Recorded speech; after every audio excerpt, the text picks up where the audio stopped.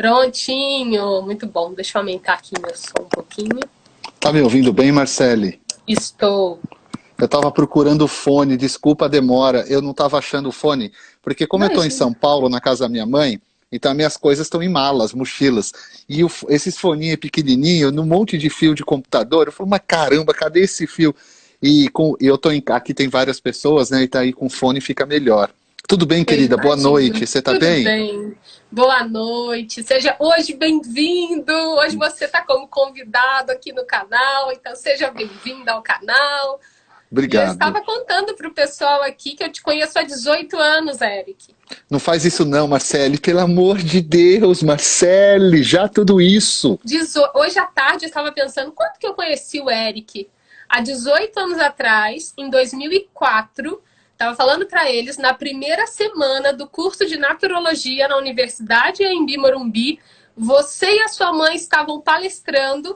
Ali foi quando eu ouvi pela primeira vez a palavra Ayurveda e ainda comentei com o pessoal que chegou aqui um pouquinho mais cedo, que foi Uhum. quando eu me familiarizei. Sabe quando você escuta algo novo, mas que não parece novo?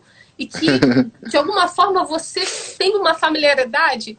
E de lá para Uhum. cá, eu estava comentando com eles, não desgrudei mais do Eric. Estou aí hoje já há alguns anos, fazendo parte do corpo docente também do Naradeva. E hoje vai ser realmente um grande presente. Eu considero que, se não a mais, mas uma das mais especiais histórias do Ayurveda como caminho. Porque se a gente hoje tem muito sobre a Ayurveda no Brasil, você é o responsável. Eu sei que Um você dos, um dos, é um muito dos. modesto, então já vou até Não, mas é um adiantar. dos Quem mesmo, que são conhece o várias Eric, pessoas sempre, é um dos. ele é muito modesto nesse sentido, mas quem o conhece sabe que ele é uma pessoa muito especial nesse sentido de agregar, compartilhar e fazer as coisas acontecerem. Então hoje realmente vai ser não só um privilégio para mim, para que eu possa ouvir, mas para todo mundo que está aqui e para todo mundo que depois vai assistir a gravação, escutar a sua história. Conhecer Como um que outro foi Eric, né? você? Como é que foi para o Eric chegar até o Ayurveda? E aí eu deixo contigo. Como é que foi seu primeiro encontro? Como que foi esse primeiro momento de Ayurveda na sua vida? Primeiro, obrigado por tudo que você falou. Não é tudo isso não, tá, Marcelo? Pelo amor de Deus, só sou mais um. Quando a gente conhece o Ayurveda, assim, o Yoga, e a gente entende a importância que a natureza tem e como a natureza trabalha, né? A árvore depende do vento, a árvore depende da água, a água depende do vento, o vento depende do fruto que vai cair, a água também, e a gente entende que não existe outra forma de viver se não for entender que todos nós somos uma grande engrenagem, né? E eu falo que isso é a base do yoga e do Ayurveda mesmo, né? Quando a gente estuda essas ciências que eu chamo de arte, sempre vou chamar de artes, acho que desde que você me conheceu e desde que as pessoas me conhecem, eu chamo de arte. Quando a gente conhece essas artes e a gente começa a aplicar na vida, às vezes é difícil, né, no começo, porque é muito diferente, as visões, mas quanto mais a gente se aprofunda mesmo, se torna um yogin, né, que é um praticante real de yoga, um praticante de Ayurveda, a gente começa a entender que esse é o papel, né? O papel ele vem sempre na sociedade, no grupo, né, a importância, né? O caminhar sozinho ele é importante também, mas nessas ciências ele é importante para o seu autoconhecimento, o resto é tudo feito na galera, né? E eu estava pensando, eu não assisti as outras lives, tá, gente? Eu mesmo editei tudo, eu não assisti as outras lives, eu falei, não vou assistir não, eu quero que as perguntas sejam de forma bem espontânea e tudo mais, senão eu ia ficar criando história na minha cabeça, meio roteirizando, porque eu faço isso, né? Eu adoro roteirizar, escrever, tudo, eu já chego aí. Mas eu estava pensando agora há pouco como eu ia falar essa questão do Ayurveda, porque assim, não é todo mundo aqui já me viu falar sobre isso, mas tem muita coisa falando sobre a minha história, como eu encontrei o Ayurveda, que eu fiquei doente, eu trabalhava num acampamento, com coisas naturais, mas eu vou contar de novo, um pouco mais encurtado, mas é que eu queria ir para um outro lado para contar essa história. Eu nasci numa casa de yogis, vivo numa casa de yogis, a minha mãe estava aqui do meu lado agora, que é a minha grande mestra, porque dentro da tradição védica a gente entende os nossos pais como os nossos primeiros mestres. Independente do que os nossos pais fizeram com a gente, eles sempre vão ser os nossos mestres, ensinando certo ou errado, alguma coisa eles vão ensinar para nós. E minha mãe, não só por essa questão, ela também é professora de yoga, meditação, e foi ela que me apresentou tudo isso, né? Isso fazia parte e faz parte da minha vida. Eu estou na casa da minha mãe, gente. A casa da minha mãe é a extensão do Instituto Naradeva Shala. Quem já foi no Instituto e um dia entra na casa da minha mãe, você está no mesmo lugar, não muda nada, sabe? Não muda nada mesmo, né? Semana passada estava o Diote, o Ananda Diote aqui, que ele falava, aqui é uma pequena Índia. Então, que aconteceu? Eu sempre fiz yoga, meditação com a minha mãe, com a nossa mestra, com os nossos queridos amigos. Isso a gente está falando, eu nasci em 78, não tenho vergonha de falar, é a minha idade, muito pelo contrário. Então você imagina que a década de 80 inteira, a minha convivência era de terça e sábado, a gente ia no templo, como a gente chamava, tinha as práticas de yoga, tinha as meditações, tinha as púdias, tinha os rituais. E a minha vida inteira é isso, eu não sabia outra forma, né? Para quem não sabe, por exemplo, a minha família, por mais que o restante é cristão, judaico-cristão, etc., eu não tenho nada disso, assim. Eu fui, por exemplo, eu lembro que a primeira vez que eu era adolescente, uma namoradinha na época foi fazer primeira comunhão, foi a primeira vez que eu entrei numa igreja para ver a primeira comunhão, e foi divertidíssimo para mim, porque é divertido no sentido de era tudo novo. Então você imagina, eu vivendo aqui no Brasil, tendo amizades, trabalhando, estudando, né? Trabalhando ainda não, estudando normalmente e tal, mas para mim sempre foi muito diferente, né? Porque eu tinha um ensinamento em casa e meus amigos tinham outros ensinamentos, né? Enquanto para uns algumas coisas era pecado, e para a gente não tinha nada a ver uma coisa com a outra. E assim eu fui aprendendo a viver, né? Tentar se adaptar a essa sociedade, entender o que é a sociedade, que é a grande maioria, né? A grande massa pensava e fazia, mas porque dentro de casa eu sempre tive uma outra educação, uma outra forma de ver o mundo, porque a minha mãe nos ensinou baseado na cultura védica, da onde vem toda a nossa tradição também. Então, para mim, sempre foi muito diferente. Eu gosto de contar essa história. E aí, com 12 anos de idade, em 1990, é muito importante essa parte, eu conheci um local chamado Acampamento Franciscano. Não sei se você já ouviu falar, Marcelo, talvez das minhas aulas, que eu acabo falando sempre, né? Sim, exatamente. Conheci por você. O acampamento franciscano, para quem não sabe, ele foi criado pelo professor Edson Hiroshi, que é o fundador e o idealizador também da Ecovila Clareando, que é onde eu vivo hoje, lá em Piracaia, eu já chego aí na história. E aí eu conheci ele em 1990, eu fui para o acampamento dele pela primeira vez. É tipo um acampamento de férias, tá? Onde é um acampamento diferente do que existe aí. Eu brinco sempre que é aqueles locais que os pais adoram levar os filhos para ficarem longe dos filhos durante uma semana, pelo menos, nas férias, para eles poderem respirar. Eu não estou brincando, não. Dependendo da vida que a pessoa leva, a pessoa vai estar fazendo por esse caminho mesmo. Mas lá a ideia não é aqueles acampamentos de brincadeira, de tirar sarro do outro, de ficar fazendo... que são coisas que eu tenho pavor a minha vida inteira. Você quer ver uma pessoa que tem pavor dessas coisas de bullying, dessas coisas, sou eu. Pra vocês terem uma ideia, eu já cheguei a ser suspenso da escola batendo em crianças que estavam fazendo bullying com outra criança. Eu era meio fora da casinha assim, não tenho vergonha de falar, não, violência, não sei o que. Eu era adolescente, eu não sabia o que eu estava fazendo naquele momento. E acontecia isso mesmo, sabe? E o que acontece é que é incrível, quando eu cheguei no acampamento, o acampamento é uma coisa diferente. Então lá a gente acorda de manhãzinha, vai fazer saudação ao sol, alimentação natural, vai aprender a soltar pipa, vai aprender a bater bafo, que muita gente não sabe nem o que é isso, que é bater figurinha, soltar peão, aprender o que é galinha, o que é vaca, vamos plantar, vamos criar mini casas de barro, vamos ter brincadeira lúdica, sabe, educacional. Então tudo no acampamento é voltado para isso, para uma questão educacional e de transformação e de autoconhecimento. Então você imagina, eu com 12 anos, eu não era totalmente fora da sociedade, eu nunca fiz isso, eu sempre me adaptei muito bem por uma necessidade, mas tinha coisas que para mim eram estranhas, né? Sempre foram estranhas, porque estava ali meio um bichinho estranho muitas vezes, eu me senti um bichinho meio feio, né, uma pessoa meio afastada, eu não tô entendendo nada que tá acontecendo aqui. Tipo, eu ir num velório, por exemplo, eu sempre ponho um velório como um grande exemplo, né?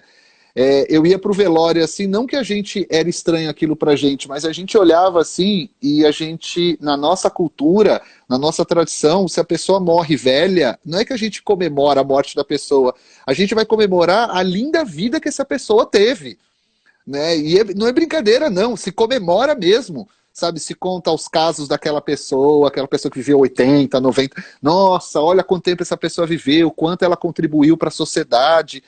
E isso é um dos pontos que eu achava super estranho. Eu entrava e falava, gente, as pessoas estão chorando, mas a pessoa viveu 80 anos, que bom, gente. Que coisa, quanta coisa boa ela cumpriu, porque é uma visão na cultura védica bem diferente em algumas situações. E quando eu chego no acampamento franciscano com 12 anos, o meu mundo mudou. Porque eu encontrei um local naquele momento da minha vida onde tinha pares, onde pessoas conversavam comigo de forma igual, sabe? Crianças ali também. Ah, meu pai era yogi também, meu pai é yogi, com meu querido amigo Suribá, que a gente trocava ideia. Eu falava, pô, eu encontrei uma pessoa da minha idade que faz a mesma coisa. E aí encontrei Que outra legal. amiga, outro amigo, pessoas que eu sou amigo até hoje, por exemplo, desde a década de 90, comecei na década de 90. Hoje, a querida amiga Daina, que também conheço desde o meu primeiro acampamento, hoje mora na Ecovila também, a gente se encontra até hoje. Porque, de certa forma, a gente encontrou um local que a gente podia ser nós naquele momento, sabe? E a gente se sentia meio estranho, né? Acho que todo mundo se sente estranho em algum momento dentro da sua vida, principalmente a adolescência. Isso é totalmente natural. Eu só estou contando mais uma história para muitas pessoas igual, mas tem as particularidades. E ali, eu sempre coloco o acampamento como uma grande mudança na minha vida, porque além de eu ter encontrado pares, pessoas maravilhosas, e que me inspiraram para construir até o Naradeva, porque para quem não sabe, a forma que a gente tem de atender o público, de lidar com o público, de lidar com as pessoas do Naradeva, é muito do que a gente aprendeu dentro do acampamento franciscano. Muita gente não tem a menor ideia disso, que é tratar todo mundo como igual, é de sentar e conversar. Não tem essa de, vou mandar cartinha, não, senta, olho no olho, conversa, explica qual é a sua frustração, qual é o seu problema, ouça também o que o outro tem para falar, né? Então o Naradeva sempre é assim. Para muitas pessoas isso é assustador, né? Eu já recebi assim, de pessoas falando assim, Éric, você tem algum e-mail para eu mandar reclamação? Tenho, é o meu telefone, me liga que a gente conversa. A pessoa, como assim? Eu falo, somos humanos, somos adultos. Eu não estou lidando com máquinas, eu estou lidando com o desenvolvimento pessoal. O desenvolvimento pessoal a gente tem que lidar como seres humanos, olho no olho, conversar, trocar uma ideia. A gente está estudando para ser terapeuta, para ser professor de yoga, como que a gente vai nos esconder? Já basta as redes sociais, que muitas pessoas fazem isso de forma, muitas vezes, até horrorosa. E o acampamento me deu uma ideia, né, de falar, pô, então tem pessoas iguais, vamos lá. E o que aconteceu? No acampamento, Marcelo, a mudança na minha vida foi que no acampamento se tem as oficinas de massagem. E ali eu mudei a minha vida, porque eu nunca esperava, porque eu sempre tive muito problema com toque, tá? Eu não gosto que me toque. Se vocês nunca perceberam, eu não cumprimento muitas pessoas beijando, abraçando. Eu sempre mantenho uma distância porque é uma questão minha, sabe? Muito pessoal, assim, cada um tem. Eu não gosto que me toquem. Chega uma pessoa do nada e vem assim, oi, Eric, põe a mão na minha cabeça, você quer ver me ter um treco? Isso, eu levo um susto, sabe? Sempre, a minha vida inteira. Eu tenho essa questão do corpo como um templo mesmo. E sempre tive isso, é uma visão minha. Cada um entenda da sua forma como for, cada um tem o seu jeitinho. E a massagem mudou a minha vida, porque eu nunca imaginei que eu poderia tocar as pessoas com treinamento e mudar a vida delas também. Porque eu comecei ali a fazer as trocas de massagem no acampamento, que a gente vai aprendendo, e as pessoas, eu quero o Eric. Eu quero o Eric. Aí mudava, não, peraí, eu passei pelo Eric, eu quero de novo. Aí eu chegava e falava, peraí, quem vai fazer em mim? Porque lá era uma troca, eu também quero massagem, porque ali eu estava me conhecendo. Né? Eu não sabia que poderia existir a massagem. Para mim foi tudo novo, o toque em mim, sabe? E tudo mais. Até hoje eu tenho um pouquinho assim, né? Mas depois com a Ayurveda, com tudo, eu fui entendendo a importância do toque, deixei ser tocado. E isso eu uso muito como referência até para dar aula hoje, porque muitas pessoas têm a mesma questão também, né? Por questões individuais, cada um vai ter o seu porquê. E aquilo ali me interessou, né? Falo, pô, se eu sou pessoal gosta. Pô, vou fazer um curso dessa parada aí, né? E aí eu muito cedo eu comecei a fazer curso de massagem de um aspecto geral, tá? Então, te imagina, para quem não conhece, em São Paulo tinha a Escola Amor, o EOMA, que eu nem sei se existe até hoje, sabe? Existe, tinha a Bioacus, nossa, o pessoal, eu vou começar a falar aqui, vai ter um pessoal falar, caraca, Eric, isso eu tô falando década de 90, tá? Porque ali é quando eu comecei a estudar já. O Senac estava começando com os cursos de massoterapia também naquela época, depois hoje tem até um curso técnico, se eu não me engano, de massoterapia no Senac, naquela época os cursos eram menores. Por quê? Porque a gente tem que lembrar que na década de 90, mesmo os cursos de Ayurveda, eles eram muito pequenos. Um curso de formação em Ayurveda o pessoal fazia em 6 meses, 2 finais de semana. Então a gente ia atrás desses conhecimentos, sabe, que que aconteceu, né? A gente não conseguia, na verdade, naquele momento, estudar Ayurveda profundamente, porque não tinha cursos, não tinha material, demorava muito tempo para chegar material. Quando eu comecei a procurar o Ayurveda, que eu fui procurar o Ayurveda porque nesse meio do caminho eu fiquei doente, eu tive um problema grave, e aí eu fui procurar outras alternativas, porque eu era um adolescente revoltado com a medicina moderna, que depois eu vi que era uma grande besteira, e até hoje eu tento desconstruir essa ideia da medicina alopática sendo uma grande vilã nas áreas terapêuticas naturebas, porque a medicina alopática não é uma vilã, a gente tem que desconstruir isso, porque a gente, da mesma forma que muitos fazem, né, que são da medicina alopática contra nós, a gente está copiando eles e não é uma maioria, né, e a gente tem que entender que não é uma maioria. A maioria dos profissionais da área de saúde, eles querem o bem para as pessoas, né? Então eles vão procurar sempre o que tem de melhor, né? Que por trás disso a gente entende que existem outros fatores que aí, mas não vamos entrar nesse mérito.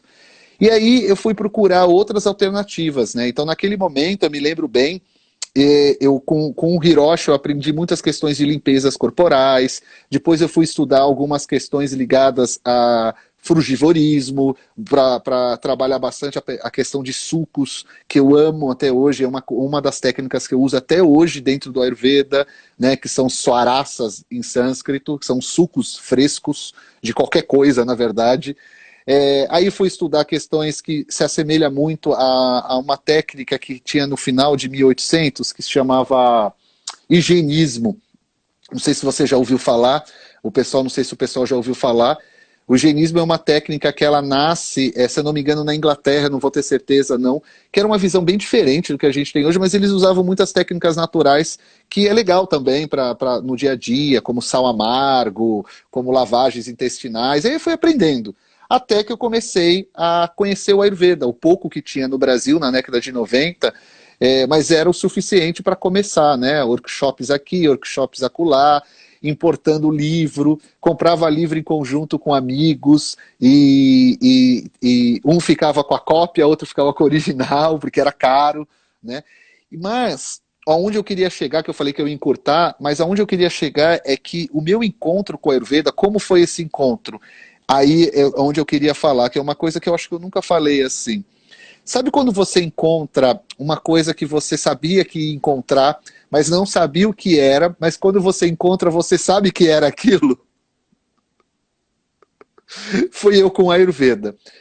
Por que eu falo isso? Porque depois que eu encontrei o Ayurveda, quando eu comecei a minhas primeiras estudos, etc., eu tinha 15 para 16 anos naquele período ali mais ou menos, mas eu fui começar a trabalhar com a Ayurveda com 19, eu sempre isso deixo bem claro, né? As pessoas falam assim, não, mas Eric, você tem que falar desde o começo. Eu falo, não, gente, porque parece aqueles currículos de gente meio lelé da cuca, sei lá, a pessoa põe assim, me tornei vegetariano com 6 anos, isso não é para colocar no currículo, né? Isso é individual seu da tua vida, né? Li meu primeiro livro de Ayurveda quando eu tinha 10 anos. Daqui um pouquinho o pessoal vai falar assim, li Shakespeare com 10, li não sei o quê. Gente, né? Uma coisa é trabalho, etc e tal. Mas aquilo mudou minha vida no sentido do quê? Eu nunca fiz outra coisa. E é aí que está o grande X da questão. Né? Eu nunca fiz outra coisa na minha vida. A partir do momento que o Ayurveda entrou, eu só trabalhei com Ayurveda. Nem yoga, nada. Nada, nada, nada. A Ayurveda se tornou a principal coisa que o pessoal, a minha família brinca, né? Ah, você parece você é um viciado em Ayurveda, é quase isso. Né? Leio, releio, leio aquilo, tem ideia nova, vamos fazer isso, vamos fazer aquilo outro. E não parei, né? A minha profissão é só essa. O restante tudo que eu fui criando, eu fui estudando, sempre fica focado no Ayurveda, né? Fui aprender a escrever roteiro, roteirizar, fazer essas coisas por causa do Ayurveda. Fui aprender a gravar, a fazer tudo bem que eu já gravava bem antes também, depois a gente pode falar disso, mas eu fui me aprimorar por causa do Ayurveda. Por isso que eu coloco o Ayurveda como, assim, eu encontrei algo que eu sabia que eu ia encontrar, mas não sabia o que era. E quando eu encontrei o Ayurveda, eu falei, é isso. Mas tem um porquê disso. Porque o Ayurveda, eu sempre fui muito crítico a sistemas. Porque eu sempre entendi, mesmo desde a adolescência, que o sistema que me limita a forma de pensar ou a forma de viver não é um sistema bacana. E a gente é o que mais a gente vê, né? Os sistemas querendo prender a gente naquilo, sabe? O guru querendo falar que só através do guru que você ilumina, o curso falando que é só através daquele curso que você se torna aquilo. E eu falava, não, né? Eu revoltos, né? Sempre fui dessa forma. Eu falava, não, cara, não tem lógica, isso não é para mim. Quando eu encontro o Ayurveda e começo a ler e eu vejo a diversidade, o mundo que o Ayurveda abre para nós, o respeito pela individualidade e também a importância de se entender pelo coletivo, sabe? Eu falei, é isso que eu quero, porque é aí onde eu vou conseguir me expressar. É nesse caminho que eu vou entender quem sou eu. Eu não vou ter ninguém me falando na orelha, ou me direcionando, ou me mostrando tabelas, me falando que é só esse caminho, só isso. E o Ayurveda mostra exatamente isso. Por quê? Porque as tradições que eu fui criado me ensinaram dessa forma. Né? Por exemplo, eu faço parte de uma tradição que não tem dogma. O dogma é ensinado desde o começo da nossa vida que quem crê é você mesmo na sua própria cabeça. Ou alguém que inventa e você vai acreditar naquela pessoa. Eu nasci dentro de uma tradição que a minha mãe me ensinou desde criança que você é responsável pelos seus atos e mais ninguém. Então seja responsável pelos seus atos, entenda e assuma, independente se você acertou ou não. E eu não consegui encontrar uma coisa que me deixasse tão livre e me deixasse livre no pensar, no trabalhar também, porque eu não queria trabalhar com algo que me limitasse. Por isso que eu chamo a Ayurveda de arte, porque a arte não tem limite.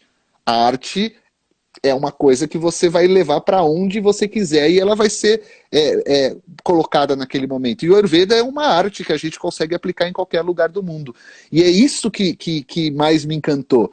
É isso que o meu coração bateu mais forte. E é um dos motivos que eu falo para você, eu já falei para todo mundo quando vai começar a estudar Ayurveda. A gente tem que escolher o local que a gente vai estudar Ayurveda por onde o nosso coração bate. O restante é supérfluo. Porque se a gente não vai estudar num local que realmente o nosso coração chama, você vai se frustrar. Que é assim que eu aprendi, e é assim que eu busquei a minha profissão. Busquei aonde eu queria me expressar no mundo, porque a profissão nada mais é por onde você vai se expressar para esse mundo. Ou deveria ser, na verdade, né? As pessoas usam a profissão, sei lá para quê, né? Mas a profissão é onde a gente se expressa. Né? É assim que foi constituída a sociedade moderna. Né? A gente pode discutir isso em outras questões, mas foi assim que foi constituído. E isso que mudou a minha vida, é isso que o Ayurveda fez eu bater mais forte o coração e falar, é isso que eu quero fazer. E eu faço isso até hoje. Né? E eu vou trabalhar pro resto da minha vida com isso, provavelmente. Eu falei muito, né? Eu falo demais, Marcelo, você tem que me cortar, não pode deixar, não. Você foi contextualizando e você foi pontuando, assim, começou a trabalhar com a massagem, uma forma de cuidado mesmo, né? Através do toque, você vendo o quanto você poderia oferecer cuidado e saúde para as outras pessoas. Nesse processo seriam massagens até dentro do contexto do Ayurveda, que depois você começou a aplicar? Não, eu fiz shiatsu, amado. Era massoterapia oriental tudo mesmo. Shiatsu. Você citou, são escolas chinesas, que é o EON, mais focado em... Sim, é o que tinha. Né? A mesma massagem ayurvédica que tinha, não vinha de dentro do Ayurveda, vinha os outros métodos, como o método Kusum Modak, que é aquele método, para quem não conhece, que é feito no chão, já começava, eu também fiz naquela época, e eu estava fazendo, e eu recomendo isso até hoje para as pessoas. Não que eu nunca apliquei, acho que um shiatsu na vida, eu acho que eu nunca fiz uma aplicação de Doin, Mas é importante a gente trabalhar, se a gente vai trabalhar tocando pessoas, eu entendo que quanto mais treinamento eu fosse fazer, mais curso eu fosse fazer, melhor eu ia me tornar naquilo que eu fosse escolher. Eu nem sabia que era Ayurveda. E é isso que eu Mais acho que habilidoso. fez o diferencial. E é isso que eu recomendo para todo mundo, viu, Marcele? Para todo mundo mesmo. A gente não É, pode parar só naquilo. com certeza. E desse caminho, aí você conheceu a Ayurveda, começou a estudar. Quando que chega o ponto do Instituto Naradeva também começar a oferecer, a compartilhar, vamos dizer assim, aquilo que vocês estavam recebendo de conhecimento, o acesso que vocês tinham de Ayurveda? Desde E o começo. como é que foi isso? Mas foi desde o começo, porque foi Não inerente. teve Porque um momento, agora a gente vai começar a ensinar. Tudo não, não. acontecia simultaneamente. Porque eu vou te explicar o que que acontece. A gente abriu o Instituto em 1994, tá? Foi no Navaratri de 94. A gente nunca lembra se foi em setembro ou outubro, eu e minha mãe. Mas foi mais ou menos ali, setembro ou outubro de 94. É porque teve duas inaugurações, então a gente fica meio... inauguração nossa e uma inauguração que, tipo, chama jornal, revista, aquelas coisas todas que o pessoal... Hoje em dia não sei se faz mais isso, mas naquela época era muito comum, né? Porque eram os meios de comunicação. Hoje em dia você tira a foto, põe na rede e dá na mesma, né? Você faz Naquela ao época era... vivo, né? Exatamente. E o que que aconteceu, Marcelo? Por que que foi automático? A gente vem de uma família, de um trabalho que a gente trabalhava com sapatos, calçados. Chamava o meu sobrenome, que é Schulz, eram trocadilhos, Schulz, Schulz. Né? Em inglês, Schulz é sapato, Schulz em alemão tem outro significado, mas eram trocadilhos, Schulz, Schulz. E a gente trabalhou durante muito tempo, mas muito tempo. A gente tinha fábrica de sapato, né, construía sapatos, botinas, um monte de coisa. Mas, ao mesmo tempo disso, antes disso, na verdade, a minha mãe já era praticante de yoga e continuou, na verdade, a gente não parou. Né? Eu me lembro que na década de 80, principalmente no começo da década de 90, era muito comum eu chegar de lá de baixo que eu estava jogando bola, né, que a gente mora no prédio aqui em São Paulo. Eu descia para jogar bola, eu ia pra rua ir de rolemã com a galera, andar de skate. Quando eu subia, tipo, à noitinha, essa hora, sempre tinha alguém aqui em casa com a minha mãe fazendo prática da saúde, que a gente chama que é um ritual chamado Yoga Sandhya, ou Purnima Puja. Aí sempre tem que entrar devagarinho, podia fazer barulho, às vezes a gente participava. E o que eu quero explicar é que fazia parte meio que da vida mesmo, do dia a dia, sabe? Aquela coisa de entrar, sair e tal. E o que que aconteceu? Para quem não lembra, em 1990, quem assume o Brasil é o presidente Fernando Collor, naquele momento, para quem não lembra, né, em 90. E aí ele entra, né, para quem não sabe, ou para quem é mais jovem, não tem ideia e não estudou essa parte ainda, ele vai lá e ele pega uma parte do dinheiro que tinha das pessoas, da poupança, e deixa uma... enfim, não é para falar exatamente o que aconteceu, porque eu também não vou saber, mas o que aconteceu é que muita gente se quebrou naquele período. Houve um Né? confisco, né? Houve o confisco, houve muitos problemas, e a gente, por trabalhar num mercado que não foi tão impactado imediatamente, a gente ainda conseguiu ir até 93 ali, foi naquela, o Collor saiu, entrou Itamar Franco, para quem não sabe da história dos presidentes do Brasil, né, ele recebeu um impeachment, um Collor, depois entrou Itamar Franco, e a gente foi mantendo, foi indo. Só que aí a gente sofreu bastante quando o próprio Collor abriu as importações para o Brasil. Para quem não sabe, até o começo da década de 90 era muito difícil importar coisas de fora do Brasil. Quando ele abre as importações, o mercado externo entra no Brasil e dá uma chapuletada a quem estava no mercado interno naquela situação, com preços muito mais baratos, com outras coisas. E aí a nossa fábrica faliu, literalmente. Quebrou totalmente, porque não tinha como trabalhar concorrer com como estava entrando os preços no Brasil de mercadorias. Tudo bem, não só a gente, muita gente também quebrou. E naquele momento a gente tirou alguns meses meio de férias, meio sabático, meio tipo até vender tudo da fábrica, até vender tudo que sobrou, aquela coisa. E a gente ficou ali, né, naquela coisa, o que faz, o que a gente vai fazer, não sei o quê. E eu me lembro até hoje, a minha mãe tá aqui, eu não sei se ela vai se recordar, foi aqui nesse apartamento mesmo, o sofá era do outro lado ali. Ela chamou eu e minha irmã, eu e a Lu, tava o meu pai aqui na época também. A Piti era pequenininha, né? A Piti não entendia nada, que era a minha irmã menor. E eu lembro que a minha mãe vira pra gente e fala assim, olha, a gente decidiu, alguma coisa do gênero, que a gente vai abrir... Na época não tinha nem nome, não tinha nada. A ideia era abrir tipo um instituto de cultura, um instituto cultural, um instituto de práticas, alguma coisa do gênero. Porque a ideia da minha mãe era, já que a gente faliu e tudo mais, vamos fazer o que a gente sempre amou. Vamos fazer aquilo que a gente sempre fazia no dia a dia. Então vamos pelo menos... Porque, sinceramente, o que a gente trabalhava, ninguém era feliz. Ninguém. Por mais que sustentou a gente por mais de década, por mais que deu uma vida maravilhosa para nós e tudo mais, eu não posso negar isso, mas ninguém gostava daquilo. Ninguém. Nem eu, nem minha mãe, nem meu pai, nem ninguém daquele período gostava daquilo, sabe? Era bem difícil mesmo trabalhar com aquilo. E assim, pode até ter gente que gosta de trabalhar com calçados, legal pra caramba. Eu mesmo aprendi coisas que eu levo pra minha vida inteira ali na fábrica, ali no dia a dia, de venda, de ver um sapato e hoje saber se aquele sapato vale aquele preço ou não, sabe? De não comprar gato por lebre, como fala popularmente. Mas aí foi decidido dessa forma e foi aberto. E aí os primeiros anos do Naradeva, ele tinha até outro nome, para quem não sabe, chamava-se Roquemar, era o nome que a minha mãe deu na época.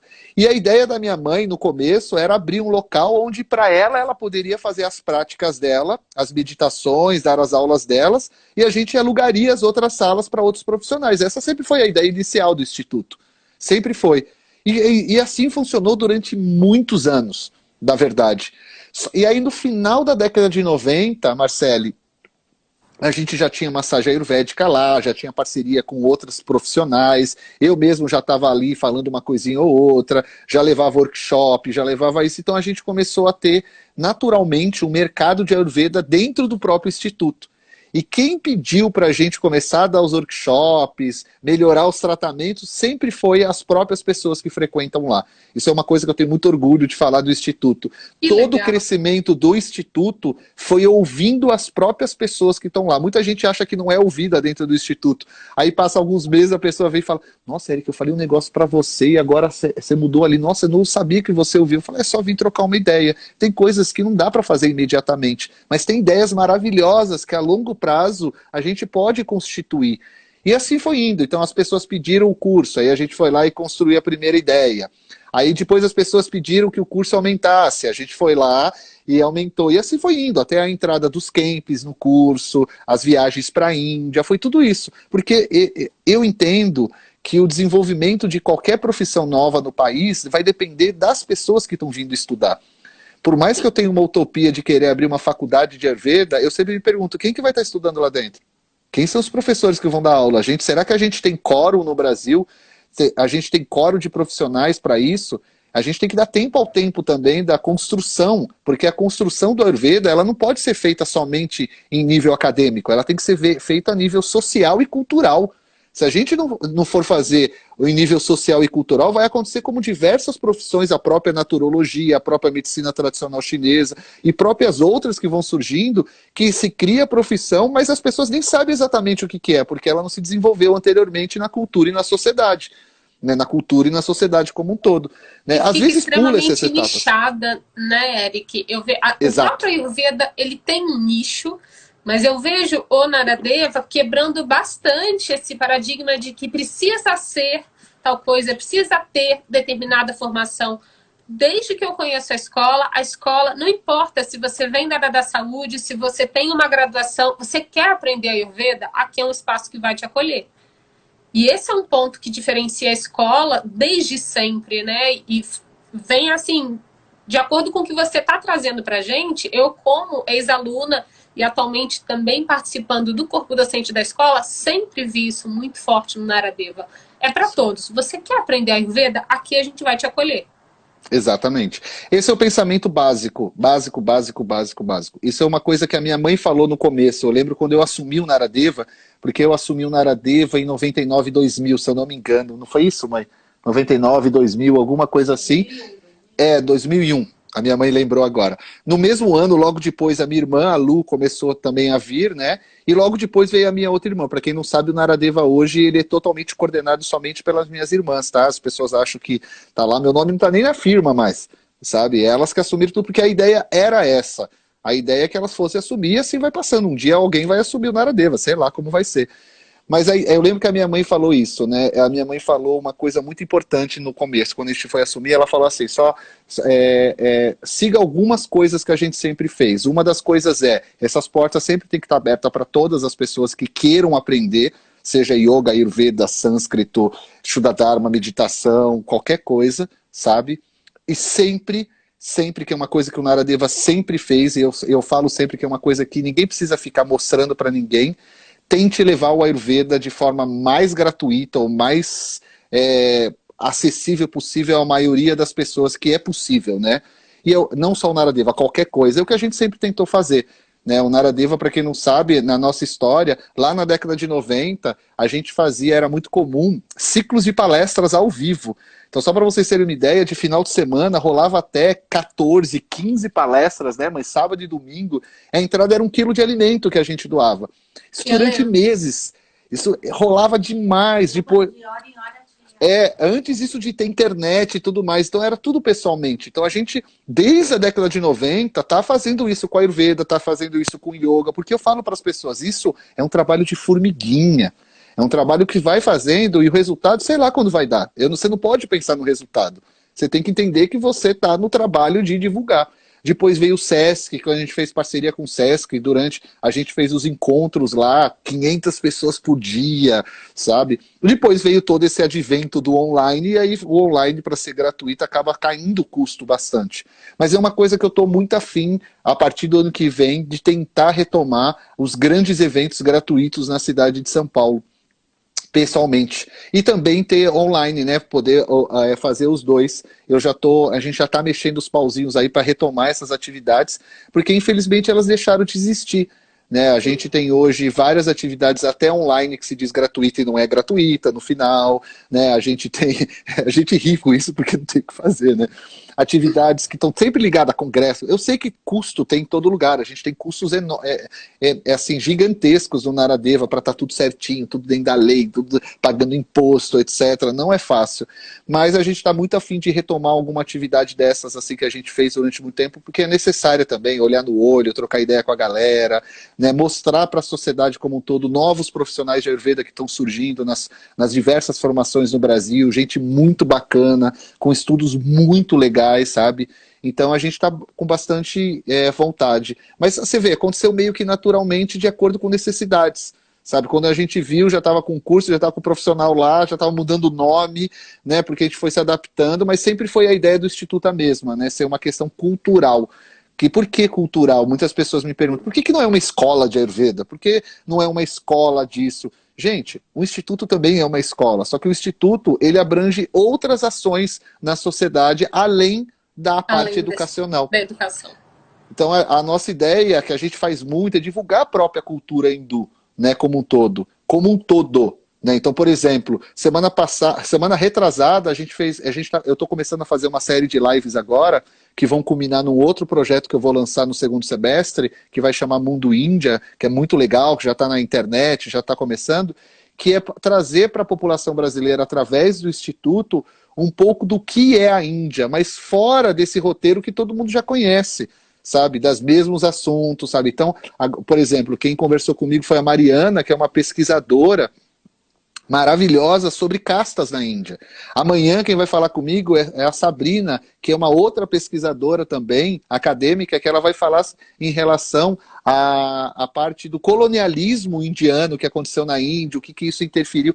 Por quê? Porque o Instituto ele também tem essa função de trazer a cultura, a sociedade, como funciona, para a gente que ama e estuda essas ciências, essas artes, poder entender da onde está vindo o que a gente está estudando, né? Para a gente ter uma noção, né?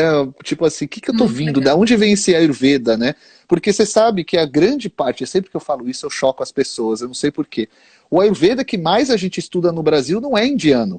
Ele tem muito mais influência dos Estados Unidos do que da Índia. E a gente não percebe isso.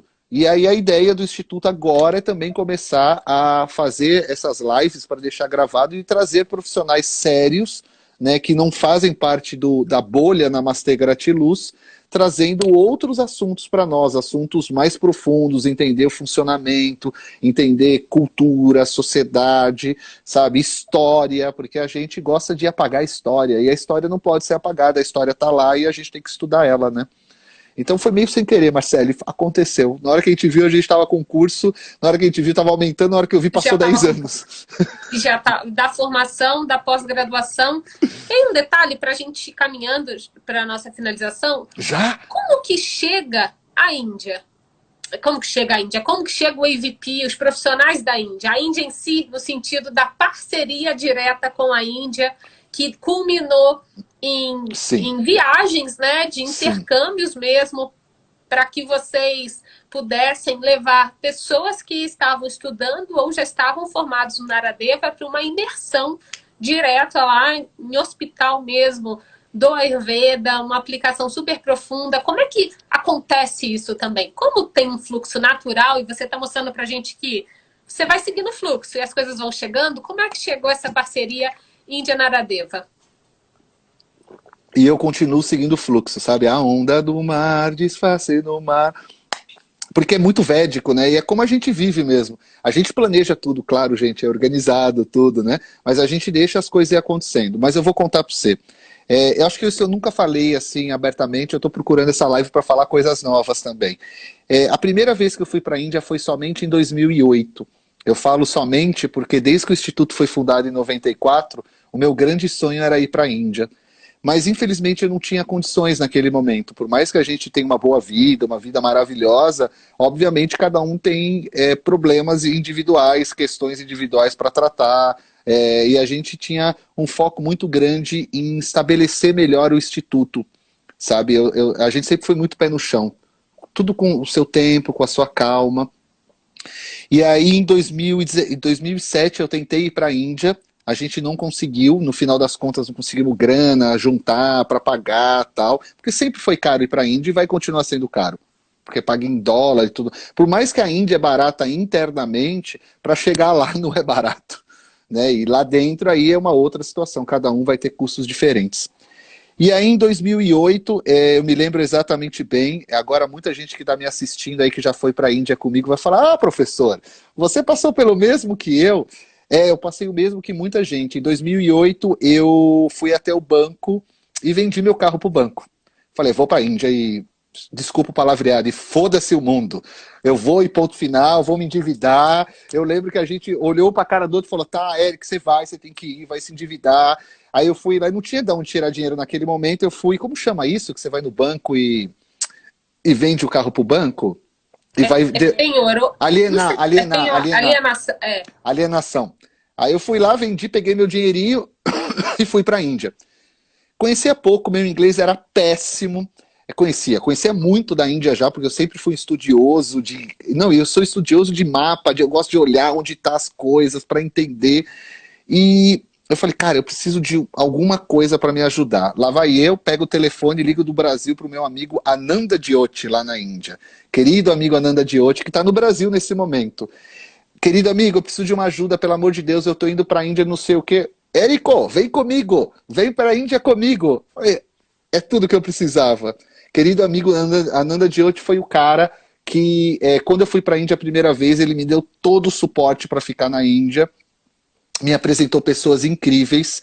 O Ananda Jyoti, para quem não sabe, eu conheci ele através de um outro grande amigo indiano, que é o querido amigo Keshavan Nair, que faleceu ano passado.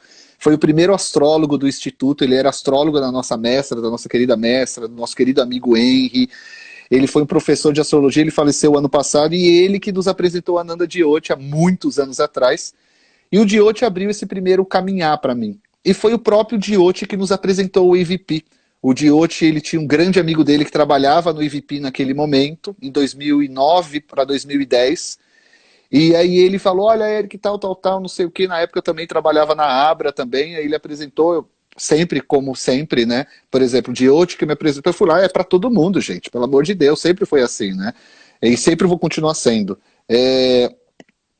E aí o EVP, sempre maravilhoso, a gente foi lá pela primeira vez, que era impressionante, né? O EVP, a primeira vez que eu cheguei no local onde as pessoas vão até hoje, ele estava meio abandonado, porque aquele local onde a gente faz os cursos hoje, muitos brasileiros vão lá, não só comigo, até com outros grupos.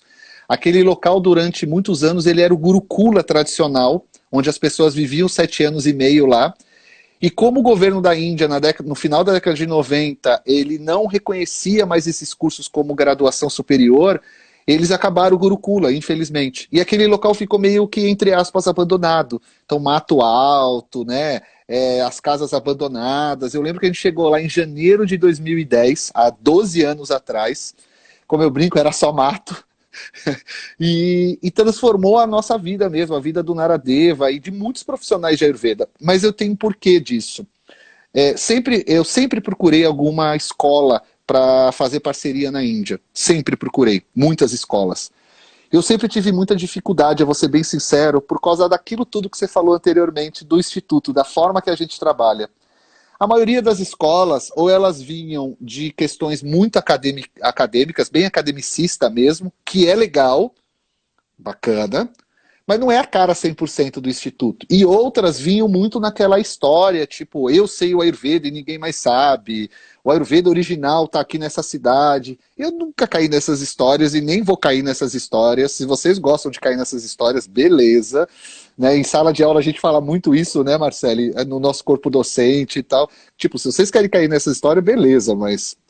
Por que eu procurava no sul da Índia? Porque eu já estudava bastante e eu entendia que o Ayurveda, e continuo entendendo que o Ayurveda que se pratica no sul da Índia, ele é um Ayurveda que teve pouca influência externa. Então, quando a gente vai buscar um estudo mais profundo no sul da Índia, não que a gente vai ser mais puro do que norte, essas palavras puro é muito ruim, não é isso. Mas quanto menos influência teve, é mais fácil para você usar as peneiras na hora da sala de aula, porque a gente tem que usar uma peneira quando a gente vai estudar numa outra cultura, numa outra sociedade, num outro país, num outro idioma, etc e tal. E isso que aconteceu mesmo. Eu lembro que a primeira vez que eu pisei no IVP, parecia que eu estava no parque de diversão. Acontecia as aulas, eu ficava rindo sozinho no fundo da aula, tipo, cara, eu tô no parque de diversão. Porque o Ayurveda no sul da Índia traz para nós uma roupagem e uma forma de ensinar a mesma coisa que a gente tem dentro do Naradeva. Cada pessoa é única, cada pessoa tem que ser respeitada pela sua forma única. Ah, aquela pessoa tem dificuldade de estudar, não tem problema, o Ayurveda também vê. Aquela pessoa quer estudar mais rápido, também vê, sabe? E até você vê que os professores que a gente costuma trazer são os professores mais dessa região. E aí eu descobri também que foi um grande... como se diz, uma grande surpresa para mim, que a cidade de Coimbatore, que é onde a gente leva os alunos e vamos continuar levando, ela tem um sistema próprio, as escolas de Coimbatore têm um sistema próprio de ensino de Ayurveda, diferente de outras regiões da Índia, coisa que eu não sabia até pisar o pé lá. A forma de ensinar, a forma os métodos que a gente usa. É por isso que muita gente até fala, nossa, Eric, você fala às vezes de uma forma de Ayurveda totalmente diferente do ciclano, do fulano. Não é diferente, é só um outro método de falar a mesma coisa. A gente está falando a mesma coisa, só que com métodos diferentes. E isso é chamado de método de Coimbatore na Índia, muita gente não sabe disso. E foi por aí que eu me apaixonei, né? Eu considero que eu tenho 3 países que eu amo, Brasil, Chile e a Índia, né? O Chile eu também viajo para lá há quase 15 anos dando aula, e Coimbatore virou a minha segunda, terceira cidade, sabe? Mais ou menos assim. Coimbatore, eu ando na rua, conheço as pessoas, olá, tudo bem, como vai? Oi, como vai sua família? Isso é muito legal, porque aí você começa a conviver realmente com a sociedade de lá, né? Depois de 12 anos, isso seria normal acontecer. Né? Coimbatore, para mim, é a minha cidade também. Conhece todo mundo, já sei onde ir, né? O pessoal que vai comigo fala, Eric, você não tem mapa? Você tem um mapa na cabeça? Eu falo, não, gente, depois de 12 anos, meio que você conhece o local. E aí o EVP aconteceu dessa forma, em 2010, e desde 2010, Marcele, a gente vinha com uma ideia, porque o EVP cobra muito isso da gente, né?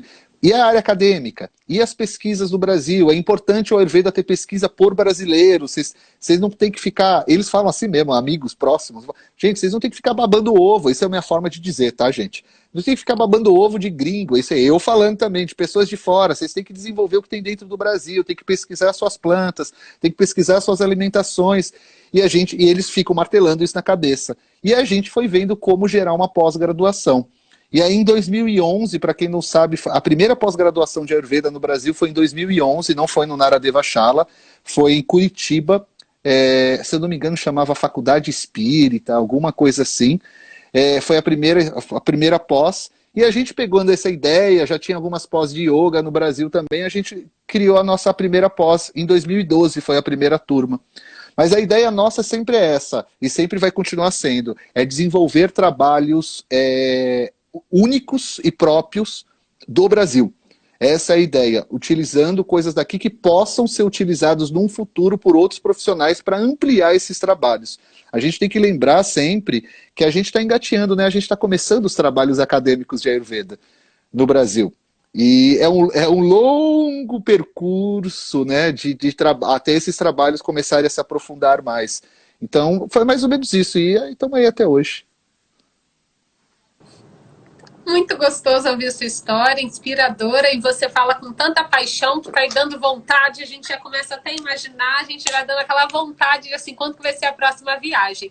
E pra gente finalizar, Eric, eu gostaria que você, já que nós estamos aqui no encontro da Ayurveda como caminho, o que o Eric pode contar pra gente para 2022, segundo semestre, 2023, o que vem por aí no caminho da Ayurveda, na liderança do Eric, no Instituto Naradeva, o que vem para a gente aí de surpresa, o que vai acontecer, o que está previsto. Conta um pouquinho para a gente. Se alguém tiver perguntas, pessoal, enquanto o Eric vai contando aqui para a gente finalizando, se alguém tiver alguma pergunta, pode mandar aqui, que eu já pergunto ao Eric e a gente vai fazendo essa finalização, tá bom? Então, contigo.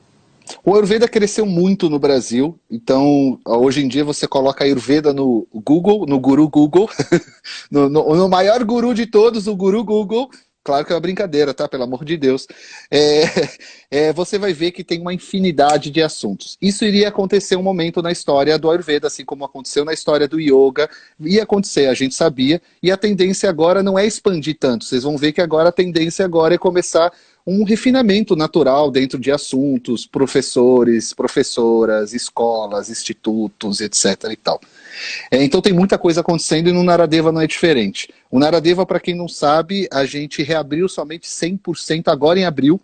Né? O Naradeva, a gente ficou 2 anos mantendo as quarentenas, ou 50%, 30%, 40%, porque a gente entende que também somos criadores de ideias, né? Também somos exemplos. E no momento pandêmico, como está nos próprios textos de Ayurveda, a gente tem algumas coisas como obrigação e responsabilidade social de ser feita.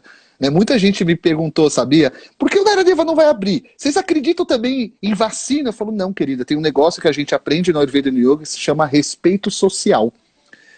A gente entende que a gente é só uma pessoa dentro de um grande grupo de pessoas vivendo numa sociedade. Você pode até ser contra vacinas e outras coisas, mas a gente não pode desrespeitar as outras pessoas que a gente vive em sociedade. E é assim que a gente enxerga dentro do Ayurveda, e assim a gente respeitou. A gente conversou com os professores, você, todo mundo, e a gente reabriu. E agora a gente está vindo com tudo aquilo que a gente ficou durante 2 anos, né? Porque para quem não sabe, gente, Marcele, no final de 2019, a gente tinha programado um ano de 2020 fora de série. O Dr. Robert ia passar 2 meses no Brasil. A doutora Cláudia ia passar 1 mês inteiro no Brasil. Depois eu e a Sabrina iria viajar com o Dr. Robert para Costa Rica, fazer um trabalho lá. Olha que coisa impressionante. É um trabalho lindo que a gente ia fazer lá. A gente ia junto, em conjunto, todos os alunos do Dr. Robert Svoboda, a gente ia cantar o Ganapati Atharva Shirsha 1008 vezes no meio da floresta. Sabe? Então, olha quantas coisas tinha organizado, viagem para a Índia, a gente ia fazer uma viagem para a Índia, a primeira vez que a gente ia levar alunos para fazer estágio prático dentro de hospitais ali, estudando o caso, e infelizmente todas essas ideias, não que não possa ser repetida, mas infelizmente a grande maioria agora passou o tempo, mudou a agenda, tal, a gente vai remodelar tudo para 2023, essas questões de viagens, cursos com Robert e tudo mais. E aí a gente está trazendo algumas questões para o segundo semestre. Então, Daqui 2 semanas a gente vai ter a 5ª semana de Ayurveda online novamente. Para quem não assistiu, depois procurem, a gente mudou bastante a estrutura e está muito legal essa nova estrutura, porque a gente está trazendo ex-alunos para conversar, ex-alunos para mostrar os seus TCCs, a gente está abrindo mesas virtuais de conversa para discutir assuntos importantes do nosso meio, que ninguém quer discutir, mas vamos lá discutir. Não vamos ter medo, não. A gente precisa falar, a gente precisa parar de ter medo de falar de alguns assuntos. Então, por exemplo, na semana, nesse ciclo de palestras que teve na última, teve uma mesa virtual maravilhosa, né, de como a Ayurveda, como o Yoga estão nas periferias do Brasil. Então é um assunto que a gente precisa continuar falando. Agora, para essa próxima ciclo de palestras, eu convidei vários profissionais que a gente vai falar de como está a bendita PL de Ayurveda, né? Quais são as PLs que existem em nome de Ayurveda, como fazer para contribuir, como fazer para ficar acompanhando, porque muitas pessoas me perguntam e não dá para ficar respondendo todo mundo. Então a gente vai fazer uma live colocando todas as PLs que existem no Brasil, como, se você quiser saber mais, com quem vocês precisam entrar em contato, com quem vocês precisam cobrar, porque funciona assim, funciona através de cobrança. As pessoas, não é assim que funciona de qualquer, você tem que ir lá no deputado, ficar enchendo o sacolé dele, porque é assim que funciona mesmo, gente, não tem outra forma não, sabe, ficar mandando e-mail, e aí, vai sair a PL quando do papel, sabe, fica lá, tal. Então a gente também vai fazer isso. E para o segundo semestre agora a gente tem uma novidade que eu não posso contar, mas é uma grande novidade, é uma grata surpresa que a gente vai conseguir fazer. E agora em julho o Dr. Paritosh vai passar um mês no Brasil. Vai ser o primeiro estrangeiro que vai voltar ao Brasil depois da pandemia. Não, desculpa, gente. Eu vou levar um tapa de alguém se eu falar isso. Agora, nesse período da pandemia. Porque lembrem, o que acabou foram as quarentenas. Estão querendo engolir por goela abaixo de todos nós, mas não é só o Brasil, né? Infelizmente, são vários países do mundo que a pandemia acabou. A pandemia é uma coisa, a quarentena é outra. Né? A pandemia, infelizmente, porque eu também queria que tivesse acabado, ela vai continuar por mais um tempo. E quando a gente fala pandemia, não necessariamente é o Covid, tá, gente? Então, porque existem outras questões que vão afetar através do que aconteceu. Então, isso também é chamado de pandemia. Então, vai ser a primeira vez que está alguém vindo, ele vai passar um mês, vai ficar lá em casa, lá em Piracaia, na Ecovila. Ele vai fazer 2 camps de inverno esse ano, maravilhosos, estão totalmente lotados, a gente está muito feliz por estar fazendo lá, porque todos os nossos retiros e camps, retiros, tudo, antigamente a gente alugava sítios, né, no interior de São Paulo, e agora a gente indo para a Ecovila, tudo é feito lá agora. Né? Tem pousada lá, tem salão, comida maravilhosa, água fresca, a equipe fica em casa, que é uma maravilha receber todo o corpo docente, vocês em casa. A gente brinca que são dias ali de diversão, ali tá tudo trabalhando, que nem os doidos, mas a gente ao mesmo tempo tá se divertindo à noite, dando risada, vendo um pôr do sol lindo, né? E é isso que a gente tem assim de novidade imediata. O resto são surpresas que vocês acompanhem a gente, por favor, nas nossas redes, que é a única forma que hoje a gente tem para avisar, né? E aí a gente está avisando tudo isso nas nossas redes aí, e devagarinho a gente vai avisando. Mas, Marcelo, eu estou muito feliz por esse quadro seu aqui, porque a gente vai poder, assim, com o seu quadro, você vai poder mostrar uma outra face de toda essa galera que trabalha com a Ayurveda, né? A Júlia já passou aqui na primeira, a Sabrina já passou na segunda, a Raíssa foi semana passada, e eu agora. Semana que vem, quem está aqui? Já temos semana que vem ou ainda não está definido? Temos, mas eu não sei. Deixa eu só. Só para a gente fazer a chamada. Vou ter que pausar. Mas eu não tenho ainda só. Mas nós temos. Não, depois o pessoal acompanha já aí. Já marcado. Até o final de junho, eu já tenho toda essa escala certinha de convidados aqui para participar da Ayurveda como caminho. E eu fico reforçando para o pessoal, toda segunda-feira, às 7 da noite, estarei aqui recebendo um convidado, ou que está estudando a Ayurveda, ou que já se formou, justamente para compartilhar o seu caminho. E muitas dessas histórias ressoam com a nossa própria biografia, estimula a gente a tomar uma decisão que às vezes está lá, quero estudar, quero fazer, quero ir para a Índia. Pô, ele passou pela mesma situação quando o Eric contou, vendi meu carro, fui lá, entreguei o carro, falei, mas eu vou para a Índia. Quantas pessoas já não passaram por essa situação? Faço ou não faço? Vou ou não vou? Será que é o momento? E a gente vai vendo que todo mundo passa por situações muito semelhantes e conhecendo uma outra faceta, porque às vezes a gente vê muita faceta profissional e a ideia aqui é a gente conhecer ainda mais essa faceta humana, fora desse contexto. A gente conheceu a professora Sabrina por trás dessa versão profissional, a Raíssa por trás dessa versão profissional, sim, sim. a Julie por trás dessa versão profissional. Quem são essas pessoas? E agora o Eric, fora de sala de aula, fora daquele papel de professor, de educador. Quem é o Eric? O que ele vivenciou? Qual foi a história dele? E eu estou adorando que a gente está aumentando cada vez mais, a cada semana, o número de público, pessoas né? aqui com a que gente. Legal. Isso é muito bom. Então, quem não conseguiu acompanhar a entrevista por completo, ela fica disponível aqui no canal do Naradeva e depois no YouTube. E se você conhece alguém que gostaria de ouvir a história do Eric, da Sabrina, da Raíssa, da Julie, é só pegar o link, compartilhar.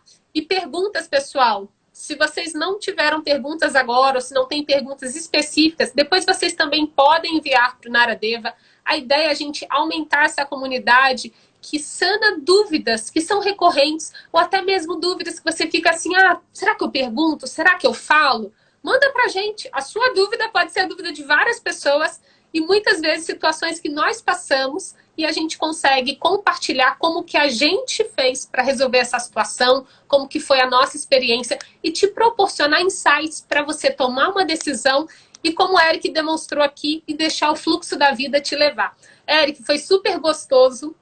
Esse bate-papo, olha, a gente está há mais de 1 hora aqui, foi super leve, fluido, como você apresentou que a sua vida é. Foi super legal mesmo. Muito obrigada. O pessoal que assistiu a gente aqui, valeu pela companhia. Eu queria finalizar com uma questão. Como você falou que eu falei muito sobre a questão da deixa o fluxo levar, mais uma faceta minha, então, para deixar aqui. A gente fala muito de mantra nas nossas tradições védicas, iógicas e tudo mais. Eu tenho um mantra também, mas que não veio dessas tradições, veio de uma outra grande paixão que eu tenho, que é o samba. Então, tem uma música no samba que para mim é o meu mantra, que é deixa a vida me levar, vida leva eu. E não é uma brincadeira, não, para mim isso é um grande mantra para a vida. E que tem todo a ver com a cultura védica. E é um sambão maravilhoso, cantado pelo Zeca Pagodinho. E eu sempre brinco com isso, eu falo, essa é a minha outra faceta da vida que muitas pessoas não conhecem, que é um amor que eu tenho pelo samba, assim, gosto muito mesmo. E o Zeca Pagodinho tem essa música que ele canta isso e tem tudo a ver com a cultura védica, né? Deixa a vida me levar, vida leva eu. Porque a gente fica muitas vezes procurando só na Índia, só no yoga, só no Ayurveda, mas conhecimento está em todo lugar, gente. Conhecimento, é só você abrir um livro, tem conhecimento. Você abre uma gaveta, tem conhecimento. Você liga a televisão, tem conhecimento. Basta você estar preparado e estar no momento certo para você ouvir aquilo ali. Então, samba também é conhecimento. Tudo que a gente tem na nossa cultura é conhecimento. Então eu sempre gosto de fazer isso. Então lembrem da música. Deixa a vida me levar, vida leva eu. É uma música, essa é uma parte védica dentro de um sambão. É assim mesmo que funciona. Obrigado, Marcele. Obrigado mesmo. Parabéns. Muito sucesso. Que tenha milhões de pessoas aqui. Eu vou ficar muito feliz também. Eu fico muito feliz com isso. Boa sorte com tudo aí. Como diz no teatro, merda! Então, para ter muito sucesso para você. Para nós. Obrigada, pessoal. Boa noite para todos vocês. Segunda que vem, às 7 horas, mais uma pessoa convidada aqui. Tchau, tchau, pessoal. Beijo, gente. Obrigado, Marcele. Tchau, tchau.